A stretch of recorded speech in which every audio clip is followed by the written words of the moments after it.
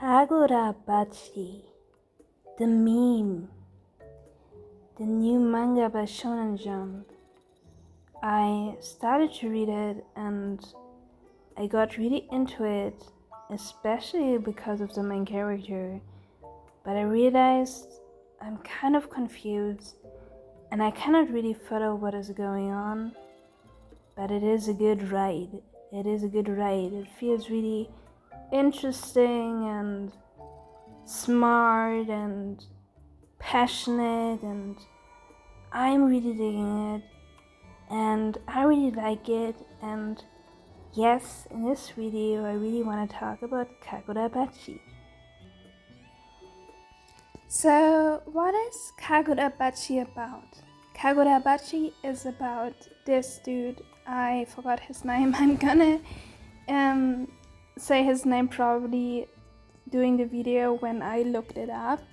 But yeah, this dude is the main character and he is the child of someone who is working on swords. And his dad is...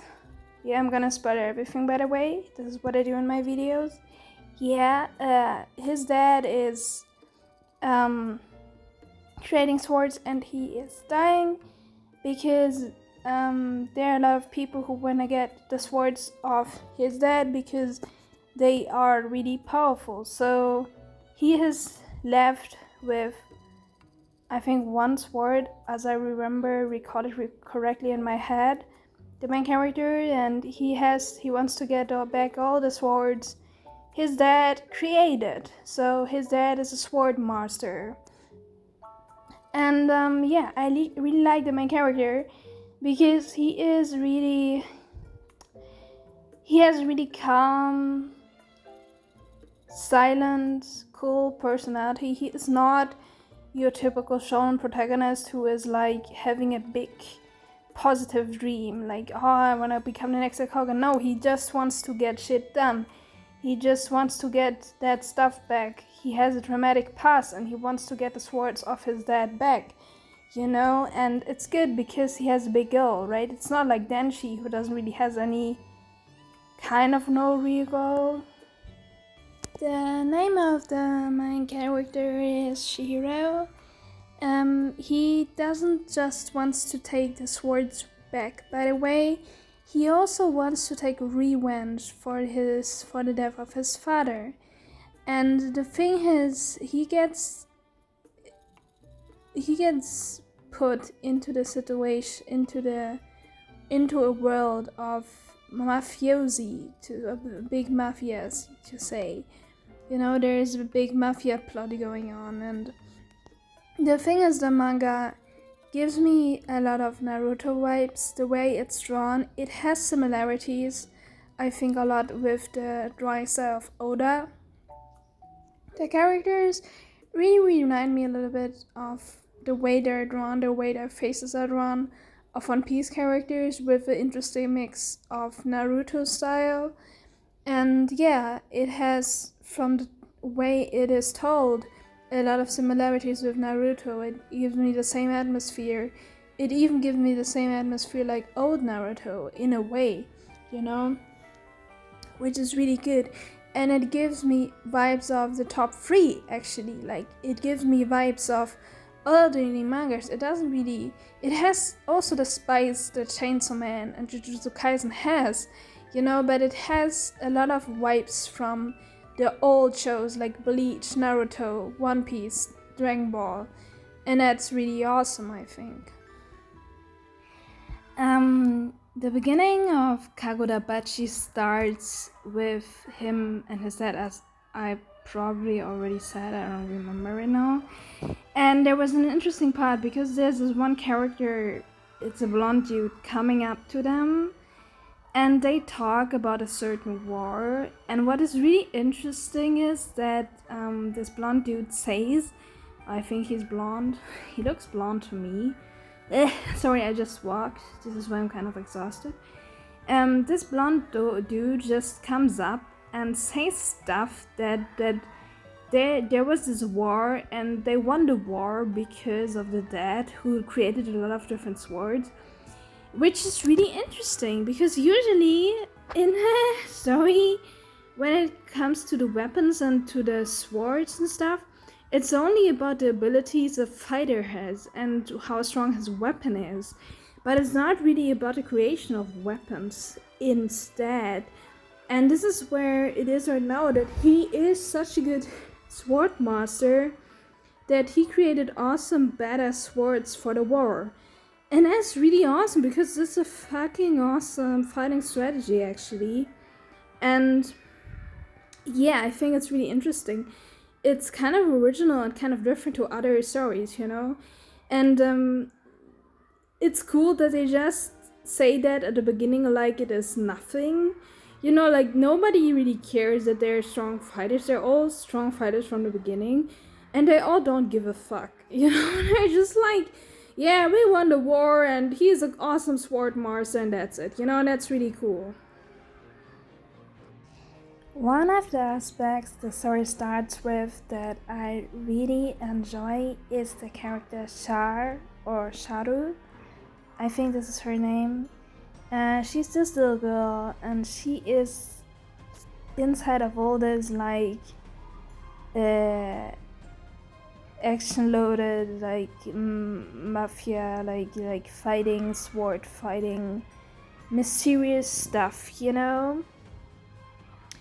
And yeah, it's really interesting because like she's this really the small kid, you know, who is kind of mysterious, has special genes, and she is a really different character to Chihiro, and her talks with Chihiro are just really fun to read because Chihiro is really calm, like cold-hearted character where she's like really open-minded, she's really like warm-hearted, she's really funny. She reminds me a little bit of Anya from Spy Family, and it's really interesting to see them to see their conversations, how they interact with each other, because Shiro is like this dude who has better shit to do in his life than babysitting a little kid, but he has to do the job, and she's kind of the first person in the story who gives, not the first person, but she is like, she's one of the first characters we see giving Chihiro a job. And it's really funny because she takes herself really serious with giving him a job, but like because she has some information about the swords, right?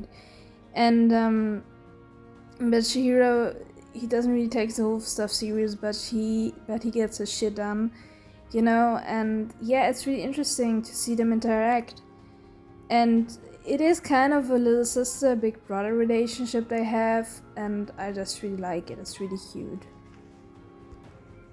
I feel like nobody talked about her, and that's kind of weird for me because I think she's a really funny character, you know, and I don't know, I think she's really important to the plot. I hope she stays in the story because I want to see more of her interaction with Chihiro. I hope I don't know, it would be awesome if they develop a really awesome big brother little sister relationship, because he is not her real brother, right? But like he takes responsibility for her and he has to save her the whole time, and like she's really a little dork that is kind of stupid, you know, and I just like that, you know, like I like the fact that there's a little girl that is more important than an actual love interest. There's just one other girl who is all kind of in Shiro's age. I think her name is Haru. I don't know if it's Haru. I don't remember if it's Haru. I don't know. But like she's also there, and I wonder if there is a love interest for Chihiro. I would be really interested in that too. I don't know if I mentioned that the dad died at the beginning. It's a vengeance manga, so Shiro wants to go for revenge because of his dad and take all the swords back, and something else, kill the people who killed his dad. And the thing is, the whole story feels like there's a lot of world building going on. It feels like just the beginning, and they already told you a little bit about the power system, and it looks really nice so far. It reminds me of the power system of Naruto. It starts pretty simple. So everybody has his own like energy in his body, that every person has, because they live and they exist and they have this in their bodies and they can use this as their power for certain abilities. And that's the basic, and the story just shows the basic stuff. It doesn't show too much. It shows a lot of action, and here and there they drop something about the power system, which is really neat. This is how I like it the most. I don't like it if they go full on blown with information and destroy you with too many information. You just sit there and you can't remember everything because it's too much. They just drop little pieces of information, and most of the time you just see great action. And yeah, the ability of Chihiro just looks beautiful. He has fishes, two goldfishes as an ability with a sword. It just looks really pretty. So that was a small look at Kagurabachi. I'm really excited and interested in continuing the manga. I think it has potential, and I'm pretty sure it will get an anime. I really hope that, and it really looks promising. It really gives me a lot of Naruto vibes too, with a little bit of Jujutsu Kaisen spice to say, and it gives me old Naruto vibes, like how they explain the whole power system and stuff. That looks really interesting. So yeah, that was a short look at Kagurabachi, and yeah, I think I'm gonna do more about it. And yeah, I'm just with the second volume there, reading the second volume right now. And yeah, I'm gonna talk more about this manga pretty sure on this channel because I'm really into it right now. So I don't know if there are a lot of channels who talk about Kagurabachi at the moment, so maybe I'm one of the only ones, I don't know. But yeah, thank you very much for watching, and I hope you got an idea what Kagurabachi is a little bit. Maybe you have some thoughts about it. Write it into the comments. I'm really interested. And yeah, see you in the next video, and goodbye.